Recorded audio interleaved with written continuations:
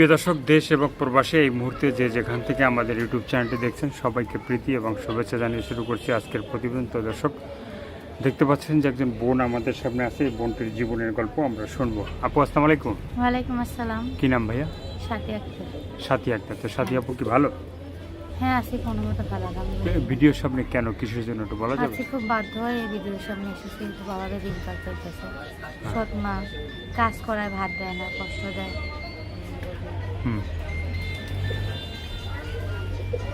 তো এই যে মানে বাসায় কি সৎ মা নাকি? হ্যাঁ, সৎ মা বলে তো বাড়িতে কাজ করি, তারপরও কষ্ট জ্বালা করতে হয়।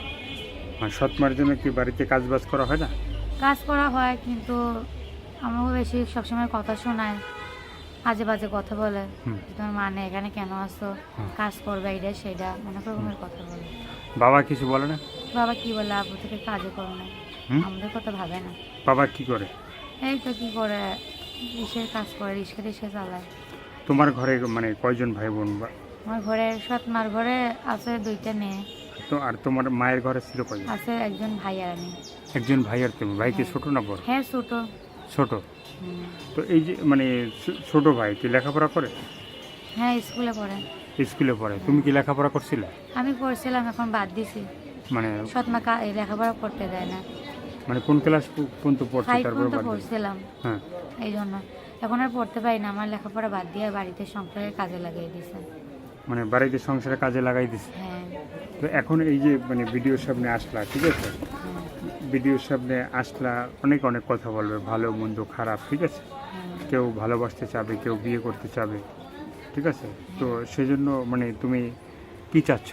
আমি চাইছি যে এমন একজন মানুষ আসবে যে আমার দুঃখ কষ্ট বুঝতে পারবে। এমন একজন জীবনের মনের মানুষ একজন আসবে, আমার দুঃখ কষ্ট বুঝবে, সৎ মার থেকে আমাকে আলাদা করে নিয়ে যাবে। এরকম একজন মানুষ চাই। মানে সৎ মার কাছ থেকে যে তোমাকে আলাদা করে নেবে, হ্যাঁ, হ্যাঁ, যে তো তোমার পাশে থাকবে, হ্যাঁ, দুঃখ আমার কষ্ট পাশে বুঝবে। থাকবে। তুমি তার মানে তার মনের দুঃখ কষ্ট কি হ্যাঁ, বুঝবা? যে আমার দুঃখ কষ্ট বুঝবে, তার দুঃখ কষ্ট আমি নিজে বুঝবো। তুমি বুঝবা। হ্যাঁ। তো সেজন্য যদি কেউ তোমার সাথে যোগাযোগ করতে চায়, তোমার ফোন নাম্বারটা বলতে পারবে? না, ফোন নাম্বারটা আমি মুখস্থ করিনি। মুখস্থ করো না? তোমার কাছে মানে দেখে বলতে পারবো না? হ্যাঁ, পারবো। তো আমরা চাই যে তোমার ফোন নাম্বারটা তুমি নিজেই বলো। হ্যাঁ, আচ্ছা, ঠিক আছে, বলতেছি। তো ভালো মন্দ খারাপ তো সবার কথা তো শুনবা নাকি? না, যারা খারাপ বলবে তাদের সঙ্গে আমার কোনো কথা নেই। আমি খারাপদের সঙ্গে কথা বলতে চাই না। খারাপদের সাথে কথা বলতে চাও না? না। তো ফোন নাম্বারটা কি ইমো আছে? না, না, আমি ফোন চালাই না। আমি সৎ মা ঘরে থাকি, আমার আমার ফোনই তো কিনা দেয় না।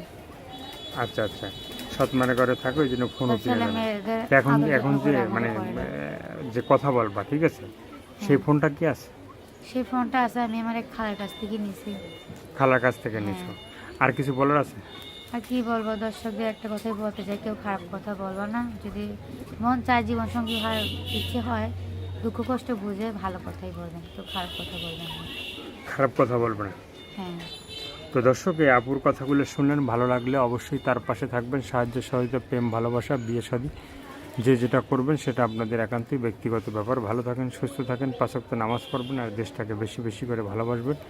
যারা নতুন, চ্যানেলটি সাবস্ক্রাইব করে সঙ্গে থাকবেন। সবাইকে আল্লাহ হাফেজ। সবাই ভীষণ ভালো থাকবেন।